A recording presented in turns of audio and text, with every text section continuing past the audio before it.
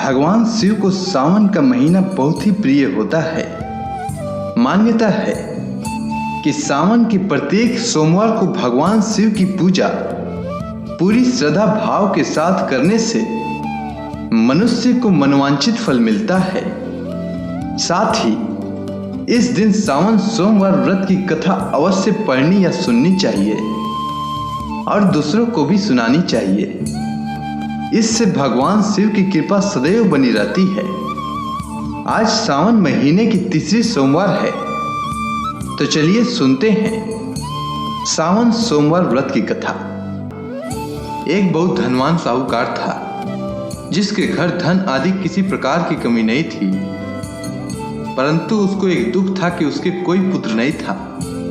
वह इसी चिंता में दिन रात रहता था और वह पुत्र की कामना के लिए प्रति सोमवार को शिव जी का व्रत और पूजन किया करता था तथा सायंकाल को शिव मंदिर में जाकर के शिव जी के श्री विग्रह के सामने दीपक जलाया करता था।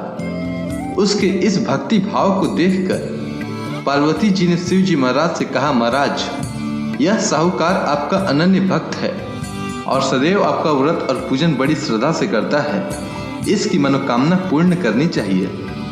शिव जी ने कहा, हे पार्वती, यह संसार कर्म क्षेत्र है। जैसे किसान खेत में जैसा बीज बोता है वैसा ही फल काटता है, उसी तरह इस संसार में जैसा कर्म करते हैं वैसा ही फल भोगते हैं। पार्वती जी ने अत्यंत आग्रह से कहा, महाराज, जब यह आपका अनन्य भक्त है और इसको अगर किसी प्रकार का दुख है तो उसको अवश्य दूर करना चाहिए, क्योंकि आप सदैव अपने भक्तों पर दयालु होते हैं और उनके दुखों को दूर करते हैं। यदि आप ऐसा नहीं करेंगे तो मनुष्य आपकी सेवा तथा व्रत क्यों करेंगे? पार्वती जी का ऐसा आग्रह देख शिव जी महाराज कहने लगे, हे पार्वती, इसके कोई पुत्र नहीं है, इसी चिंता में यह अति दुखी रहता है। इसके भाग्य में पुत्र न होने पर भी मैं इसको पुत्र की प्राप्ति का वर देता हूँ, परंतु यह पुत्र केवल 12 वर्ष तक जीवित रहेगा। इसके पश्चात वह मृत्यु को प्राप्त हो जाएगा। इससे अधिक मैं और कुछ इसके लिए नहीं कर सकता। यह सब बातें साहूकार सुन रहा था। इससे उसको न तो कुछ प्रसन्नता हुई और न ही कुछ दुख हुआ। वह पहले जैसा ही शिव जी महाराज का व्रत और पूजन करता रहा।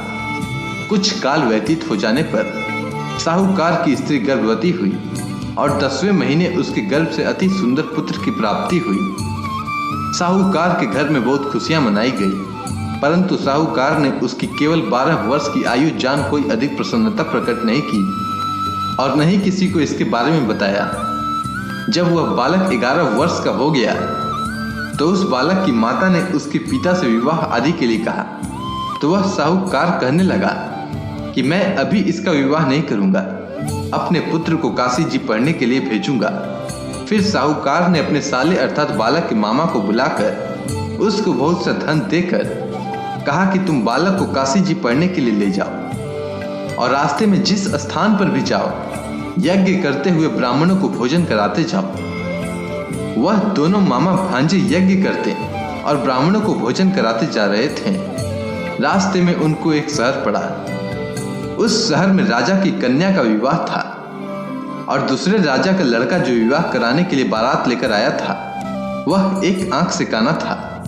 उसके पिता को इस बात की बड़ी चिंता थी कि कहीं वर को देख कन्या के माता पिता विवाह में किसी प्रकार की अड़चन पैदा न कर दें। इस कारण जब उन्होंने अति सुंदर सेठ के लड़के को देखा तो मन में विचार किया कि क्यों न दरवाजे के समय इस लड़के से वर का काम चलाया जाए। ऐसा विचार कर वर के पिता ने उस लड़के और मामा से बात की तो वे दोनों राजी हो गए। फिर उस लड़के को वर के कपड़े पहनाकर तथा घोड़ी पर चढ़ाकर दरवाजे पर ले गए और सब कार्य प्रसन्नता से पूर्ण हो गया। फिर वर के माता पिता ने सोचा कि यदि विवाह कार्य भी इसी लड़के से करा लिया जाए तो क्या बुराई है। ऐसा विचार कर लड़के और उसके मामा से कहा, यदि आप फेरों का और कन्या दान के काम को भी करा दें तो आपकी बड़ी कृपा होगी और मैं इसके बदले में आपको बहुत सा धन दूंगा। तो उन्होंने स्वीकार कर लिया और विवाह कार्य भी बहुत अच्छी तरह से संपन्न हो गया। परंतु जिस समय लड़का जाने लगा तो उसने राजकुमारी की चुंदड़ी के पल्ले पर लिख दिया, कि तेरा विवाह तो मेरे साथ हुआ है, परंतु जिस राजकुमार के साथ तुम्हें भेजेंगे वह एक आंख से काना है और मैं काशी जी पढ़ने जा रहा हूँ। लड़के के जाने के पश्चात उस राजकुमारी ने जब अपनी चुंदड़ी पर ऐसा लिखा हुआ पाया तो उसने राजकुमार के साथ जाने से मना कर दिया और कहा कि यह मेरा पति नहीं है, मेरा विवाह इसके साथ नहीं हुआ है, वह तो काशी जी पढ़ने गया है। राजकुमारी के माता पिता ने अपनी कन्या को विदा नहीं किया और बारात वापस चली गई। उधर सेठ का लड़का और उसका मामा काशी जी में पहुंच गए। वहां जाकर उन्होंने यज्ञ करना और लड़के ने पढ़ना शुरू कर दिया। जब लड़के की आयु 12 साल की हो गई, उस दिन उन्होंने यज्ञ रचा रखा था कि लड़के ने अपने मामा से कहा, मामा जी आज मेरी तबीयत कुछ ठीक नहीं है। मामा ने कहा कि अंदर जाकर सो जा। लड़का अंदर जाकर सो गया और थोड़ी देर में उसके प्राण निकल गए। जब उसके मामा ने आकर देखा कि वो मुर्दा पड़ा है तो उनको बड़ा दुख हुआ और उन्होंने सोचा कि अगर मैं अभी रोना पीटना मचा दूंगा तो यज्ञ का कार्य अधूरा रह जाएगा। अतः उसने जल्दी से यज्ञ का कार्य समाप्त कर ब्राह्मणों के जाने के बाद रोना पीटना आरंभ कर दिया।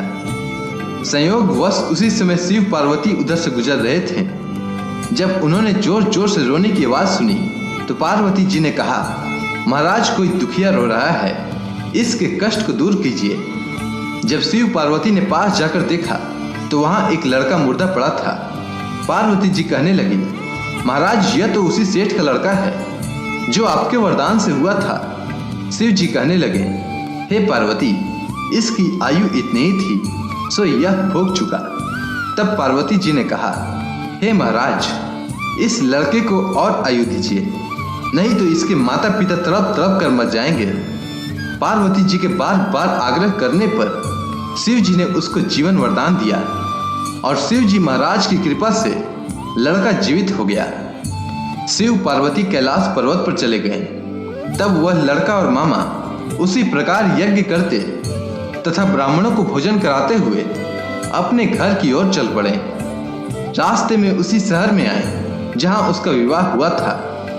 वहां पर आकर उन्होंने यज्ञ आरंभ किया तो उस लड़के के ससुर ने उसको पहचान लिया और अपने महल में ले जाकर उसकी बड़ी खातिर की, साथ ही बहुत दास दासियों सहित आदर पूर्वक लड़की और जमाई को विदा किया।